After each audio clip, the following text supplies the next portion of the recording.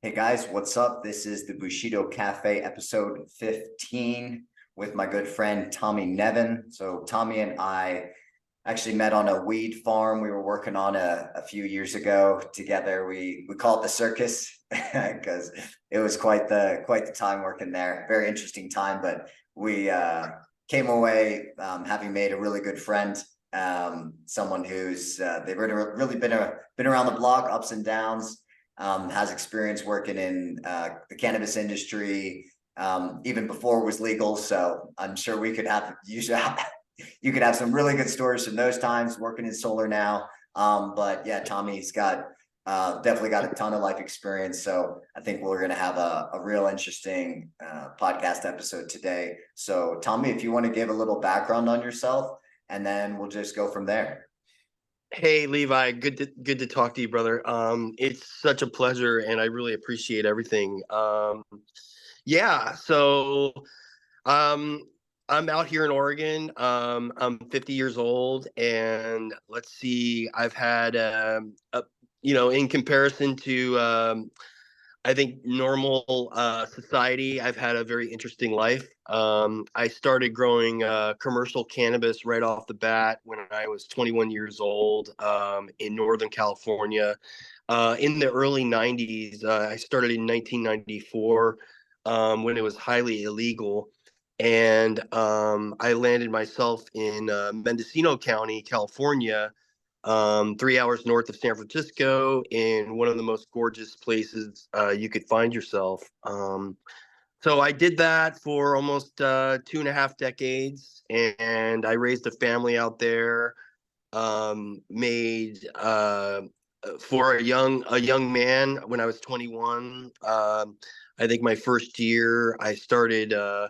I made more money than I even knew what to do with. By the time I was 25, still continuing, um, I was able to purchase my first property, 80 acres, a beautiful place. Again in Northern California. This is Mendocino County. Um, the area I'm talking about is known around the world in the cannabis industry as the Emerald Triangle. That's Humboldt, Mendocino, and Trinity County. So it's the epicenter in that time, the epicenter of cultivation. So I found myself there along with some really good people. I'm originally from New Jersey, so I made my way out there, and I was under the wing of people from New Jersey. So we were kind of like known locally in a very small town called Laytonville, which happens to be right on the US 101, 3 hours north of San Francisco. I was part of a group called the Jersey Boys. So we were known in town to be very successful, and we had our shit together. So it was a very interesting time to find myself there. You actually had to really know someone at the time to be in there and doing what I was doing. So I was very, very fortunate. It was almost like a gang, or more or less. I sometimes would compare it to the Goodfellas. So like almost like you have to know somebody. And because my mom and dad, I'm first generation Irish. My mom and dad are from Ireland. So every single person I was involved with had Irish heritage.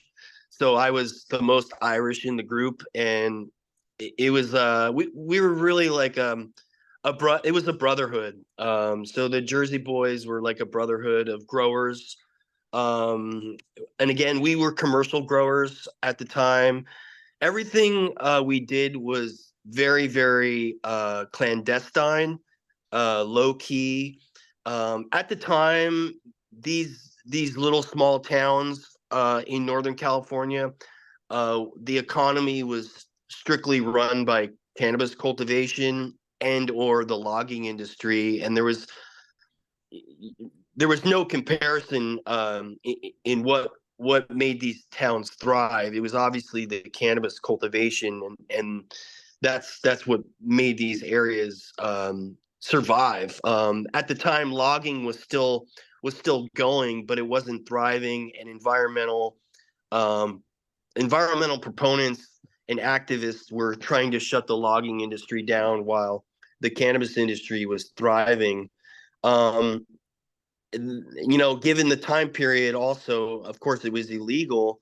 And, the federal government, along with state agencies, they were coming after us in every way they could. So we were always looking out, for our safety, security. You always were very, very worried, paranoid about who and what.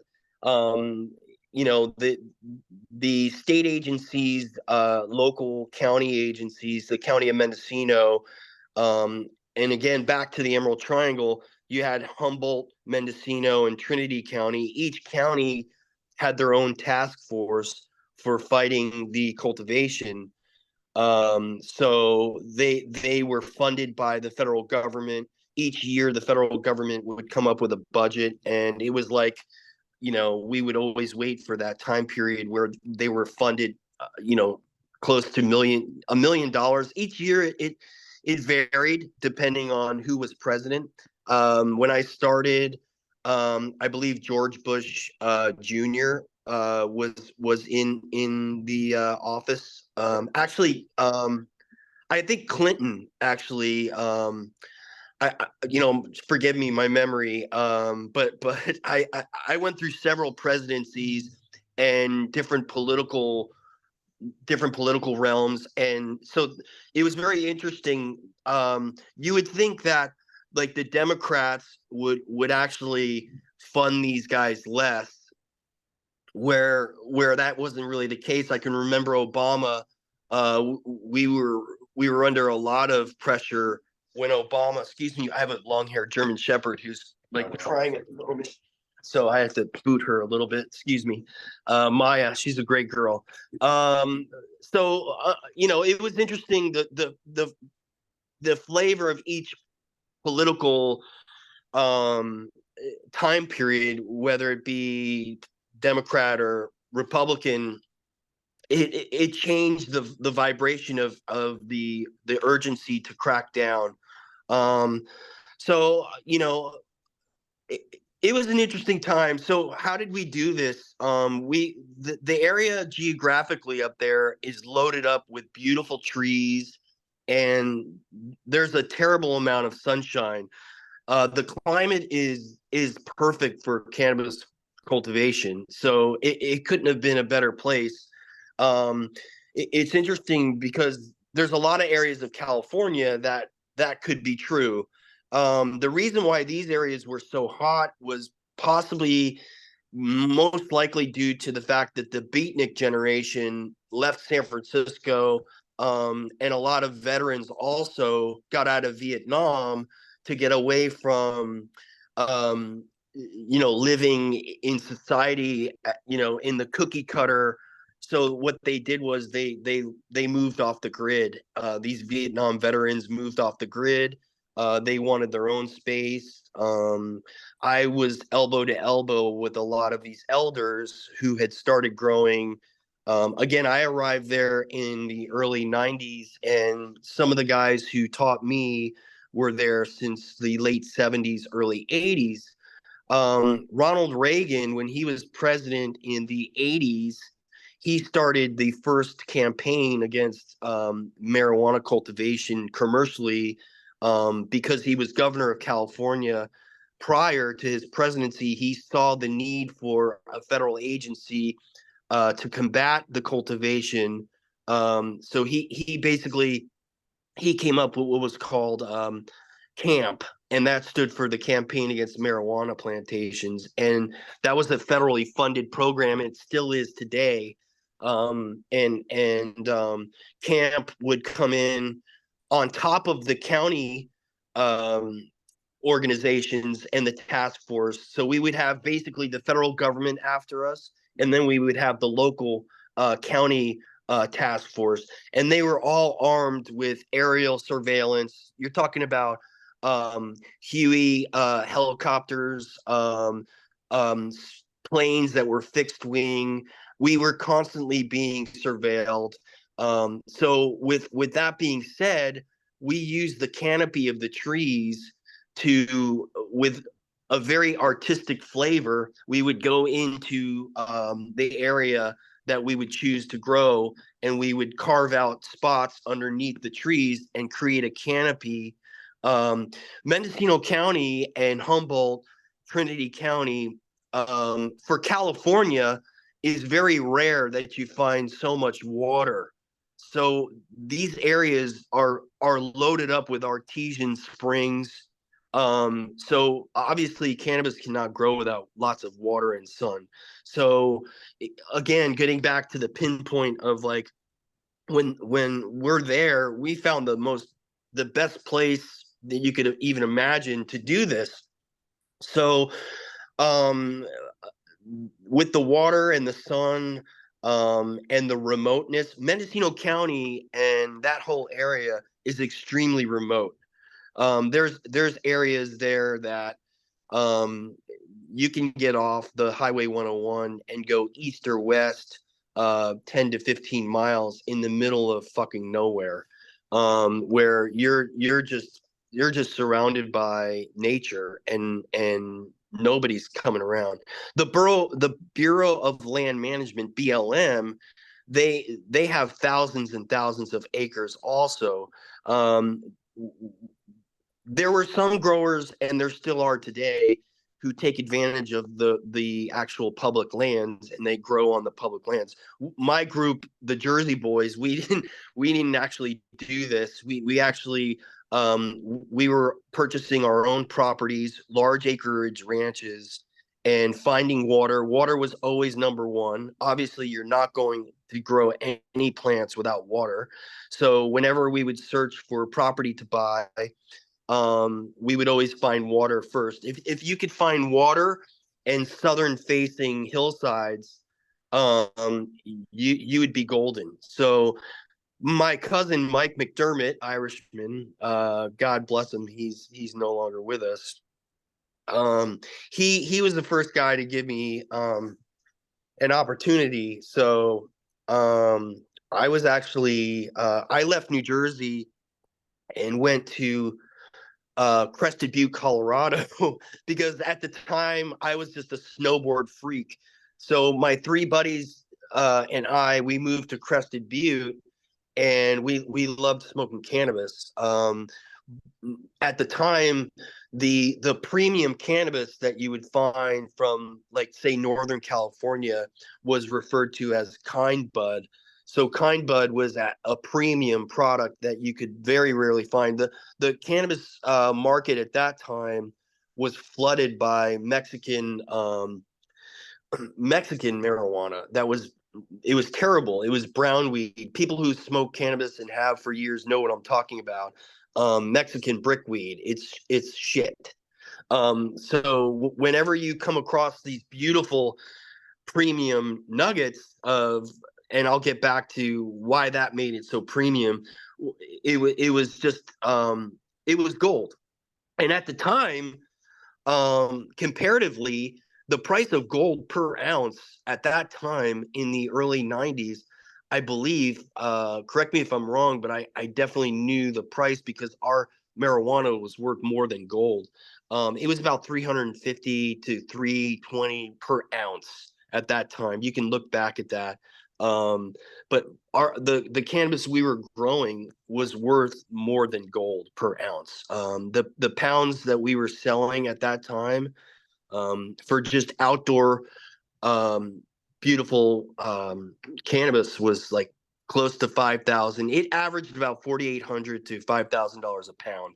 So if you could, in a year, one season, if you could pull off 100 pounds, you could easily make $500,000. So the money was extremely good. When I was 25, I made over $100,000.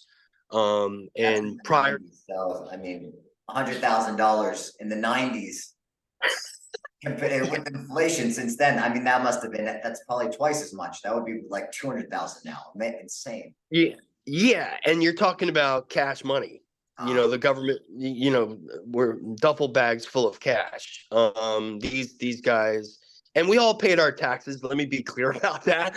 Um, we paid our taxes, however we did. However we figured it out. I'll just say there were a lot of carpenters in Mendocino County. Um, um, so going back to why it was so premium, one of the stories from my group, and this is like a tree of people and how it started with my quote unquote the Jersey Boys, was basically one of my good friends, one of the Jersey Boys brother, and this is a true story. So seed is everything when it comes to growing any kind of plant. Genetics is number one. So whether you're growing heirloom tomatoes or a specialty coffee, the genetics is key. So this particular area of Northern California, many of these veterans, they actually procured really high end cannabis seed. So in comparison to the shit Mexican weed, and nothing nothing against my Mexican, my fiance's Mexican. So it's just at this point the Americans were seeking out and procuring high quality seed, and the Jersey Boys, what we did was we originally got seed from Afghanistan. And how did we do that? There was a guy by the name of Bill Polanski, and Bill, he was part of the Red Cross. He did a volunteer service during the 70s when the Russians were in Afghanistan. So when the Russians were in Afghanistan in the late 70s, he was there and he did his volunteer service. And basically, when his tour ended, he loaded up this is the story, and I believe it to be true, because the guy was he's no joke, just a rebel. So he finished his tour and he was going to an airport to leave. So he asked one of his buddies. He went out into the Masharif mountains of Afghanistan and collected seed and hashish from the local farmers there. So he stuffed this Jeep tire full of hash and seeds, and then they left. And then he took and ended up in the U.S. with a bunch of hash and really high quality seed from Afghanistan. When you talk about cannabis and genetics, um, there's a term called land race. So land race refers to where cannabis originated from certain areas of the world, geographically. So Asia is one of them.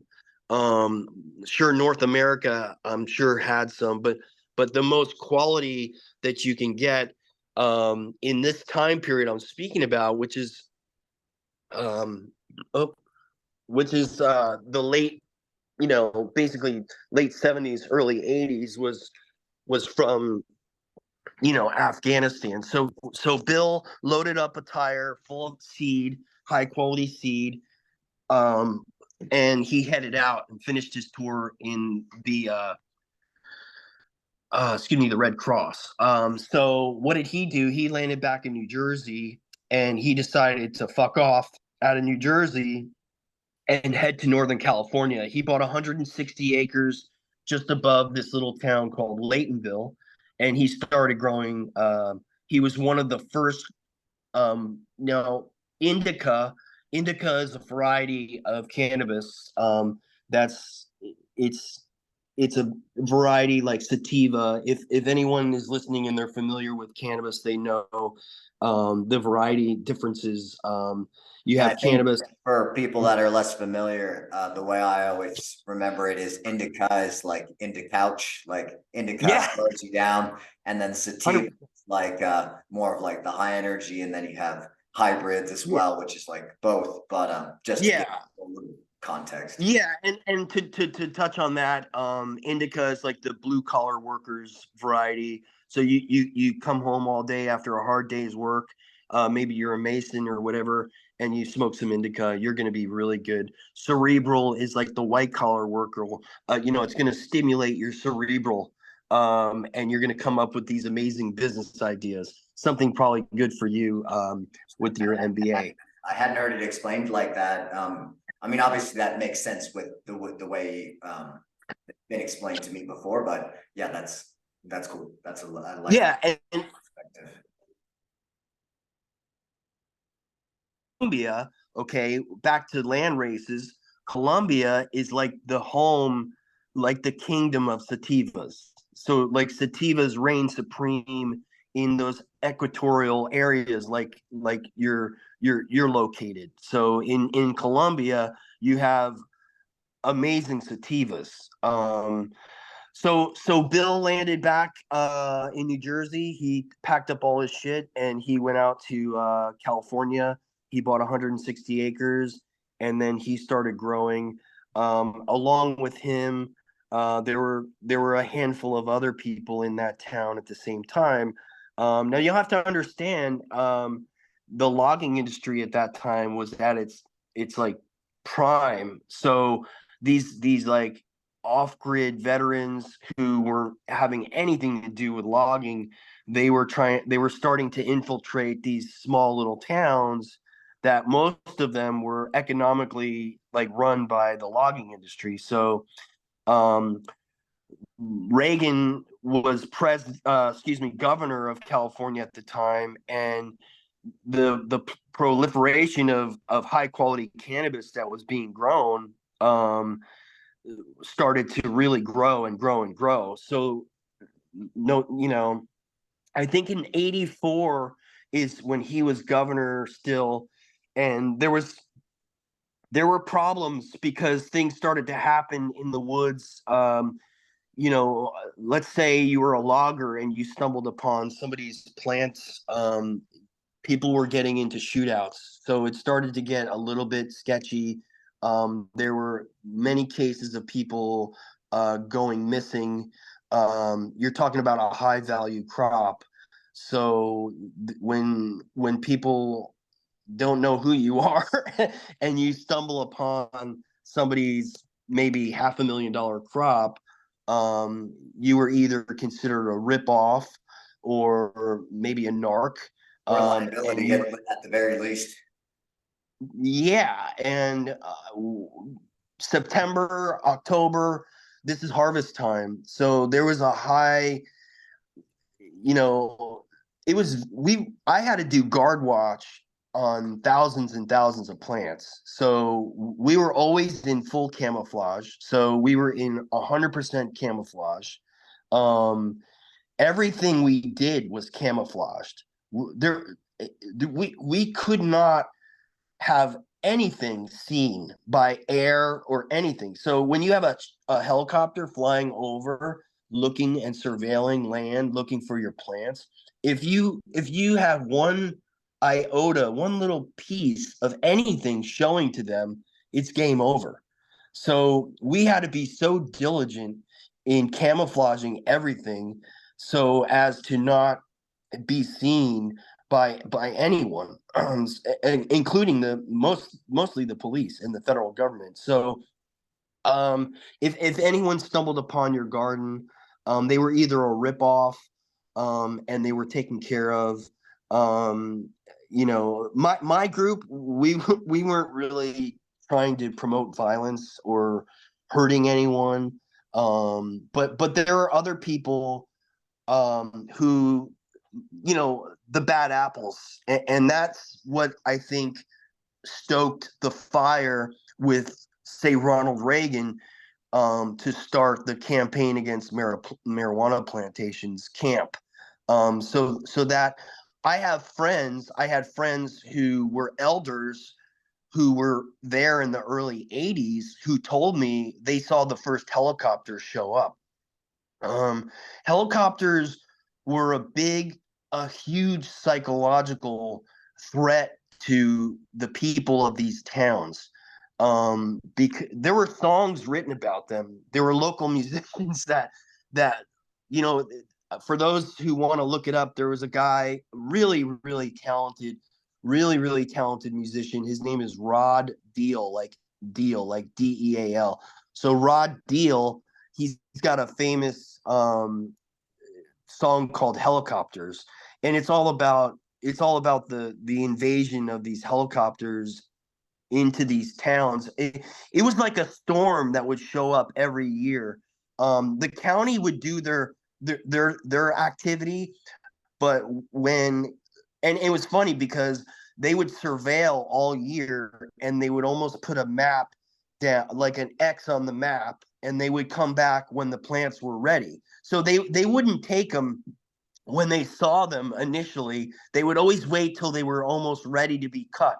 So around harvest time, so September, it was like a clockwork. Every year, we could always plan on seeing helicopters and convoys, and squads and task force from the federal government around the first or second week of September. And it was like a storm that would move up the 101. And at that time, Southern Humboldt, there's a town called Garberville, another heavy area of cultivation. For those in the industry, they know Garberville is like loaded with people cultivating cannabis, and it still is an epicenter. Um, they started a community radio station, which is still alive today, called KMUD. And KMUD was really like community active, letting people know, hey, you know what? We're going to do a safety and awareness report intermittently throughout the day. They would get on the radio and they would let people know, hey, this is where the cops are right now. They're on this mountain. There's two helicopters. So it was almost like what the Hawaiians call like the coconut wireless, like this is like a notification and community awareness because everybody was cultivating. It was huge. So really, it was like a bubble. This whole area that I'm talking about, the Emerald Triangle, is like this bubble of this subculture within the U.S. It was probably at that time the biggest subculture in the U.S. I would say there wasn't anything in the whole United States like this area I'm speaking about. Um, so yeah, I'm actually starting to pen a book. I have for like the last year. I haven't really finished it yet or really gotten too much past it. So maybe at the end I'll mention a little bit about it. But I'm hopefully before the end of the year we'll have a Amazon book out and published.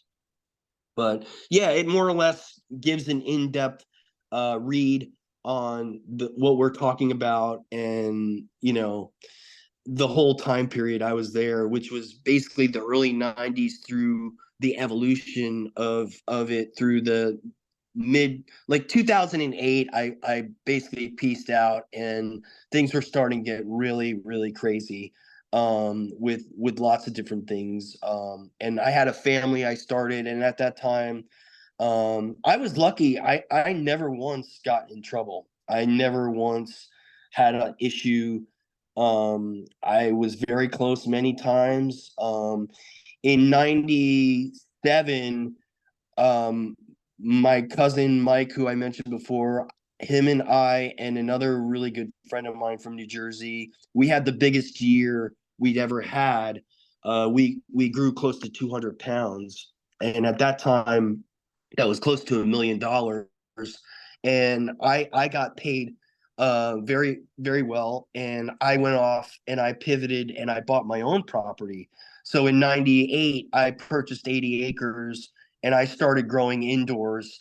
um, Indoor cultivation evolved through this time period because of the surveillance, because of all the helicopters, because of the planes. So growers started to go indoors where basically you couldn't see it. So what they don't see, they don't know was kind of, but so indoor cultivation really started to really ramp up. people started growing in greenhouses.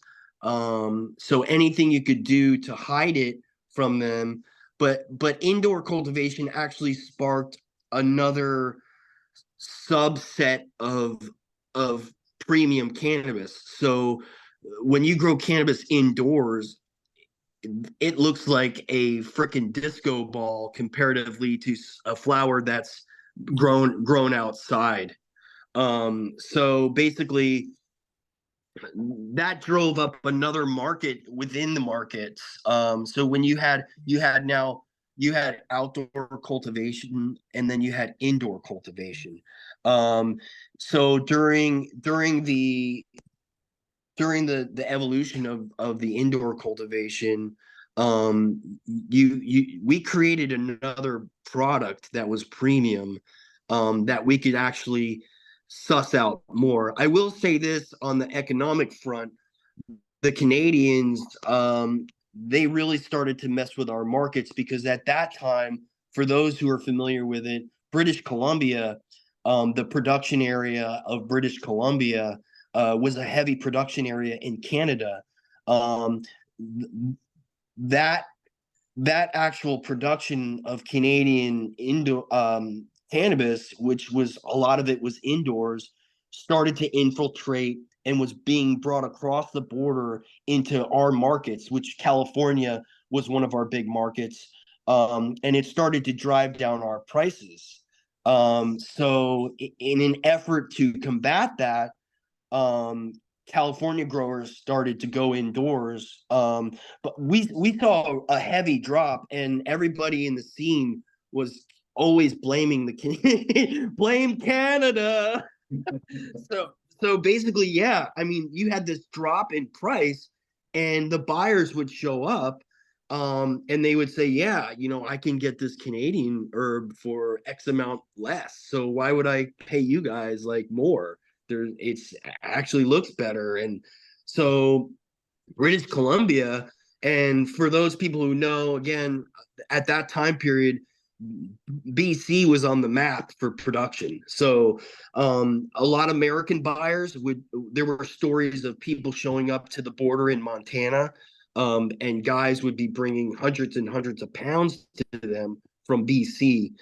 This was driving our prices down. So in an effort to combat this, we started growing indoors also. So you had two kind of plays on the indoor. One was to get away from the surveillance of the federal government. The other was to actually,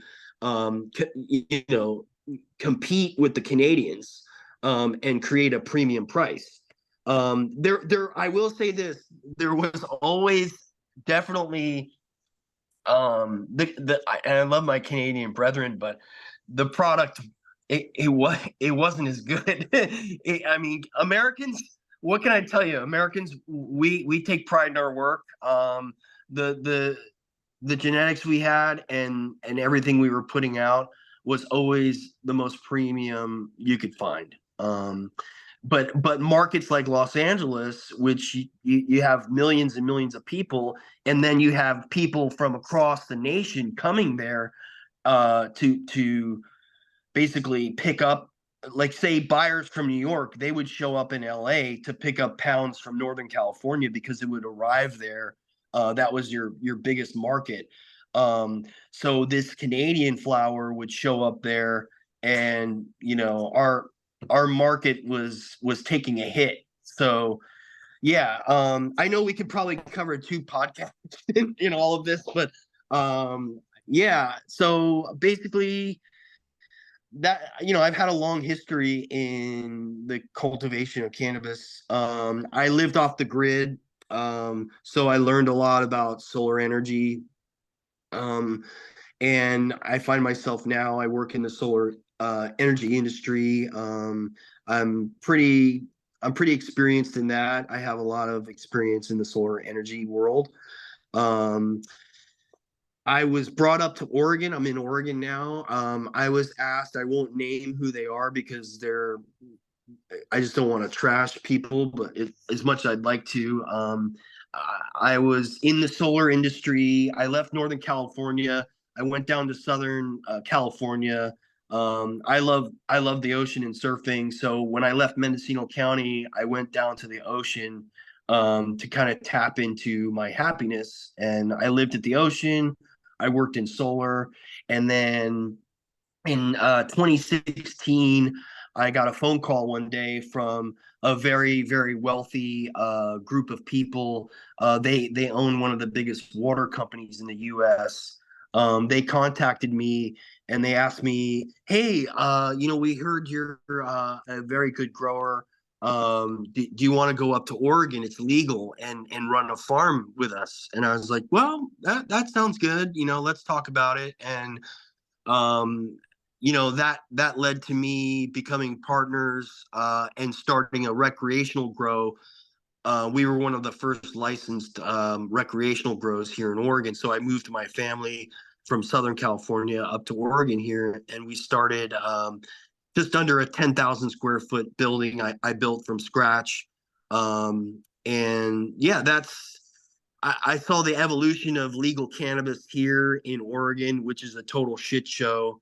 Um, it's unfortunate because I wish cannabis growers were smarter than they are. I mean, we are, but we should have started a union.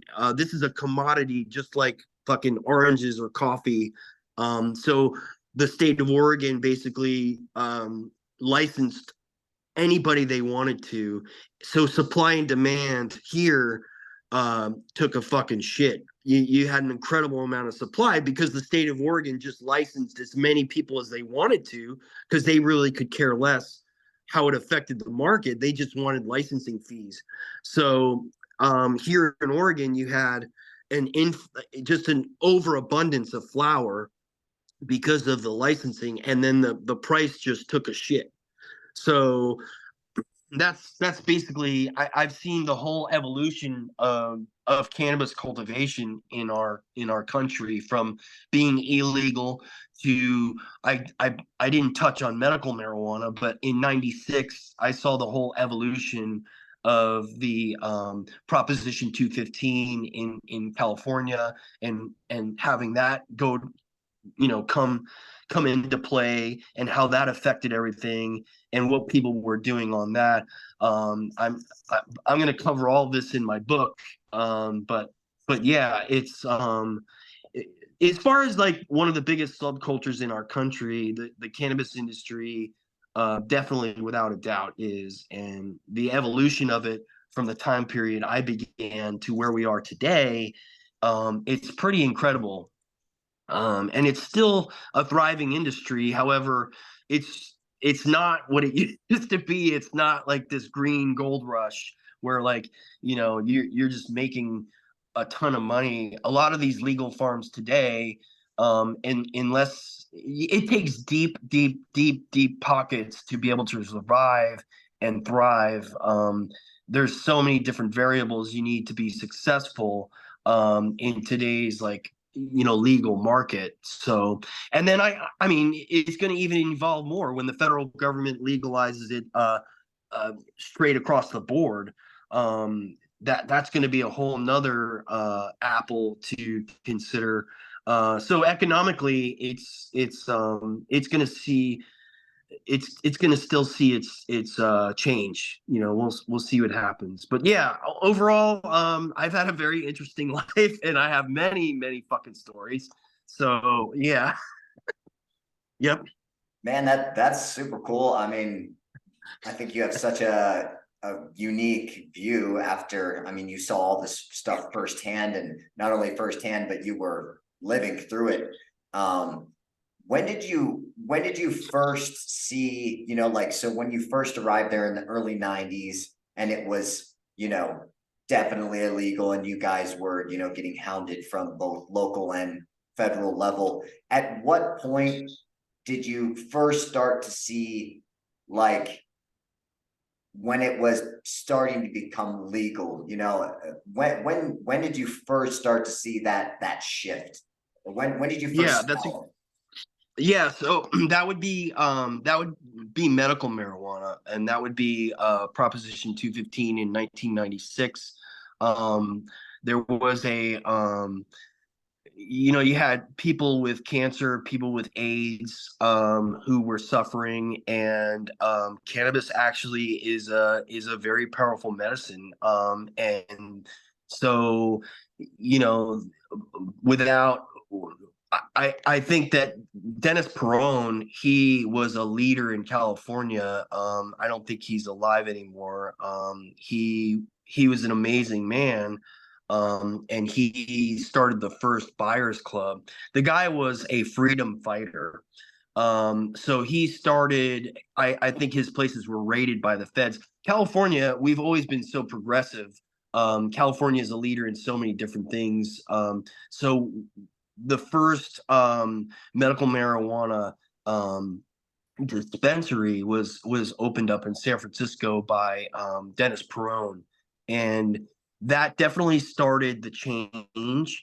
Um, that started, basically the amount that people could have legally.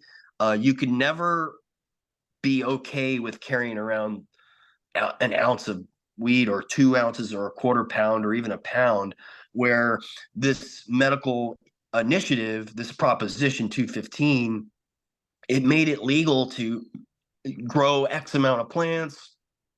You could have this much flour on you. So that changed everything. Of course, with that, the prices started to shift because people were more openly growing it. Where I was in Northern California, we were definitely still the most premium growers in the country, and our flower was sought after. So it definitely always was paid premium prices. However, with supply, obviously, you know this with your business background, that supply and demand. So the supply increased because of this medical initiative. More people were cultivating. And with that, but still 96, 97, 98 into the early 2000s, these guys who had these dispensaries, these medical dispensaries, they were still coming up to our area to purchase as much as they could because we held the best genetics. And then, of course, you had the way that the laws were written were kind of there were lots of gray area, and the federal government hated it because you look at the feds at that time, there was no, it was still on the schedule. I think it's Schedule 2. Forgive me if I'm wrong, but the federal government said, fuck you, California. There's no way that this shit's legal. However, California was like, no, we're going to give it a state initiative. It's a proposition. So there was a big battle at that time between the state and the Fed. So that was very interesting to see also, because we pissed the federal government off. California pissed the federal government off like huge. And that's why you saw the raids. That guy, Dennis Perone, look him up. The guy was an absolute freedom fighter. He would get raided, and then the next week, he'd open up shop again.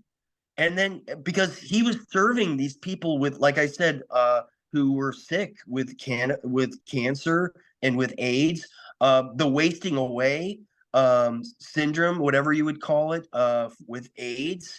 I mean, people were surviving because they could eat. The nausea from chemotherapy, and so it was this huge battle between the federal government at that time and the state. So when you look at state rights and federal rights, that was one of the biggest battles, when you're like, okay, well, the states are able to do this, but the Fed says no. So I mean, I saw the federal government, they got a hard on, excuse me, for coming into California at that time period and busting medical grows. They loved it. They loved to do that. These feds would come in, and they would piss and shit on these, and a lot of these people were sick because in order to be a medical card holder, you had to have a health issue that was very serious. um, there was a guy who I rubbed elbows with, who his name was Ken Estes. He's famous in Oakland. Oakland, California was another epicenter of medical marijuana. That's how you get today. You had an area called Oaksterdam, which was an influx of cannabis dispensaries during that time period who served medical marijuana. Now, Ken, who I personally knew, he was another guy who would refuse to shut his doors down, and he would continually get harassed. The guy was in a wheelchair. He was paralyzed. But he refused to get shut down. There's a lot of people today who are still in the industry who I remember from back then, who I dealt with personally because I would sell my flower to. But it was very sketchy still. You were always very paranoid. I would make the drive down. It's like the famous drive from north going down to San Francisco and even further, and you would show up at these dispensaries with pounds and pounds, and still you're looking over your shoulder as you're pulling up to the street, because these guys were getting raided constantly. The feds were everywhere, like looking, because they hated the fact that California had done this in 96. So that was an interesting time period, to see that whole take place. And then of course that led to other states. If California did it, well, then we can do it. So yeah, that was an interesting time period, to see that happen. And we just pushed the agenda, kept pushing it, and more dispensaries were popping up. More people were jumping on board, who were of course sick. And then the doctors, this is so funny because doctors were a big part of that. So medical doctors had to give you a prescription for cannabis. So these doctors were crushing it with money. They were charging people, and you're talking about residents. I mean, people were, not to throw like illegitimacy on it, but people were just getting prescriptions because oh, I've got a cough. Oh, here you go. You need medical cannabis. I mean, you could tell them that you basically had a sore ankle. Glaucoma, And dude. That was the classic, the glaucoma. glaucoma, another one, yes, or another one, or arthritic. Please, I'll tell you a funny story. The first time I got a script, and this is actually relevant to, because if you were a grower and you were quote unquote a caregiver, you could have so many patients under your farm. So if I was a grower and I was considered a caregiver, I could have legally I could have so many plants. So hey, can we pause really quick? I gotta do something. Okay, cool. Yeah. So thanks for the little pause. But back to medical days, it was an interesting play because people were just like, again, this funny story was when I first got prescribed, a buddy and we met a doctor at a bar in Lake Tahoe. His girlfriend was the nurse. So literally, we sat down at a bar drinking pints of beer while this doctor signed off on our medical scripts. And like his girlfriend, the nurse, took our blood pressure and like, and then we just like, and it was cool because the script was like this diploma. It looked so official, and like I had laminated mine. And but back to, this cost me $200. So when you start doing the numbers, these doctors who were writing scripts, oh my God, thousands during a year. Do the math. These guys didn't have to fucking see one regular patient in their life again. They were making $500,000 on writing scripts. And I mean, it was so huge you had guys who, and then it became like 1-800, like get your prescription, and like people were doing it online like this. you would do a doctor visit for 5 minutes online with somebody, and then they would just write you a script. I think it probably happens today still, you Mhm. know?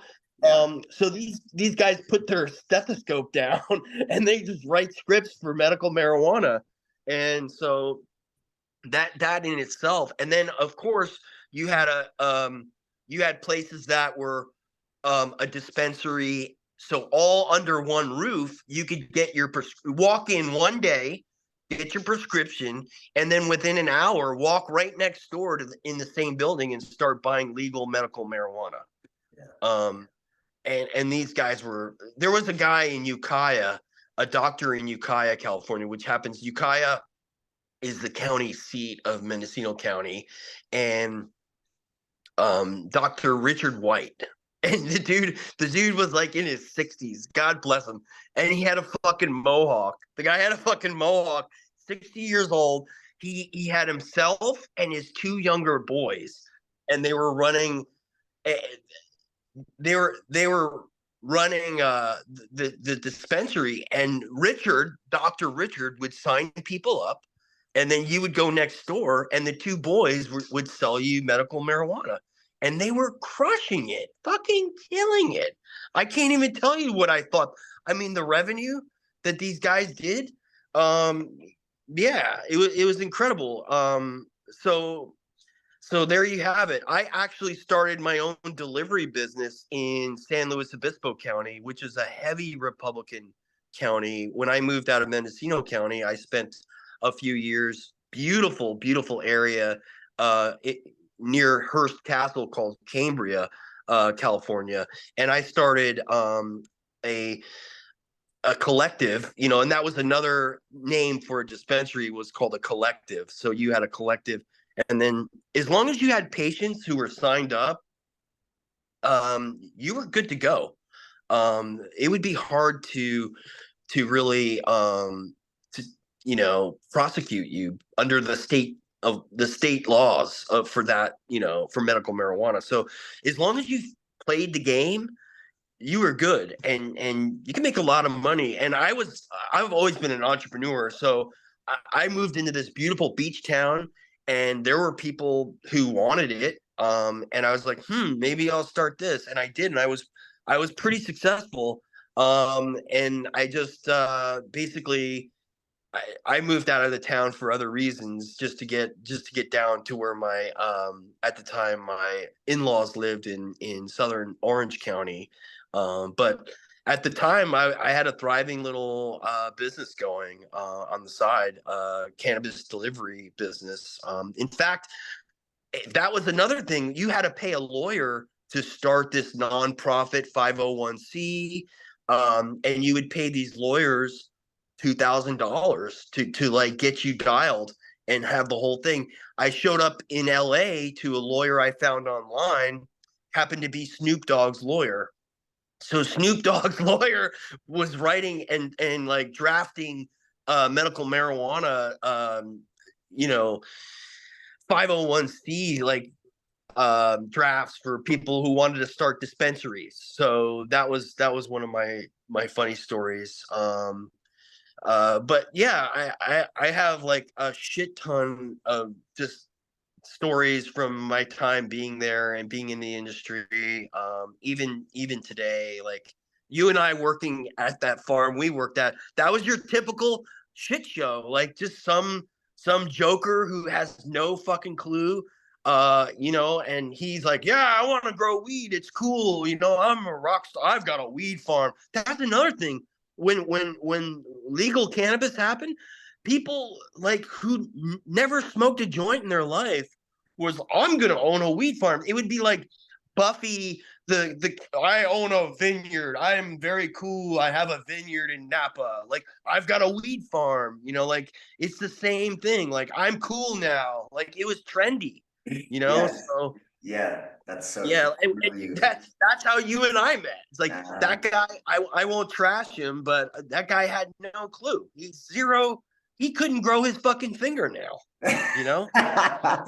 Yeah, we were there with Tommy's got the knack for nicknames. So we were there with Fairy Dust and Tweaker Stripper.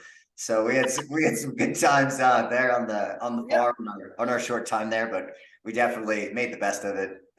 Yeah, yeah. What a great time. I definitely we had a blast. But again, it was, and that's another thing is like the people who are involved in the industry, it's like it's so funny. You it's just a shit show, man. Yeah, it's definitely. I mean, I imagine that's kind of the thing when anything goes mainstream, which weed kind of has in a relatively short period of time. If you look at let's say early '90s to now, that's only 30 years, but you've gone from something which was like, you were in full camo to now where it's like you can just be any fucking joker, and you're just growing weeds. So yeah, it's Yeah. pretty crazy, man. Well, I think honestly, that's a pretty great episode, Tommy. Really appreciate it. Those stories are just incomparable and hilarious. Um, I also Thank have an entrepreneur series on the show, so I would definitely love to have you on again, and we can come Cool. at it and attack more from the entrepreneurial side and talk business would be great. Sick. But yeah, you definitely need to get cracking on that book because I guarantee you Thank you. there'll be people that are interested in reading it. Me for sure. So, if Cool. there's anything else you want to rip off while we're on, go for it. Oh, I love you like a brother, dude, and I'm stoked for you. I'm really stoked on this podcast. It's really cool. I'm this is just an honor. So thank you very much for giving me this platform. It's an inspiration to finish my book and get that. I owe it to my friends who have passed away. And we used to talk about that. We used to talk about like, hey, who's going to tell our story? I just read I got a little tidbit from Rick Rubin, the famous record producer. He wrote a book on creativity, and he really inspired me to really do this. And I owe it to my brothers who, like I said, are not with us anymore to tell their story and to pen it out. I think I would go to my grave regretting it if I didn't do it, because if I had one last little nugget left, it would be everything I have, all the stories and all the experiences. Because, like I said, I, I've lived a very interesting life. That's one thing I don't regret at all. Yep. Right on, man. Yeah, well, Yeah. it's part of the impetus for the podcast is knowing, everyone's got a story, and it's really, my pleasure and my honor to be able to have people on to tell that. So yeah, we'll Thanks. definitely have you on again at some point. And yeah, I love you too, man. You're a G, and Thanks, always brother. gonna appreciate our friendship and looking forward to seeing you again soon and having you back on. So yeah, brother. Thank you, brother. Ciao. Okay, peace, man. Talk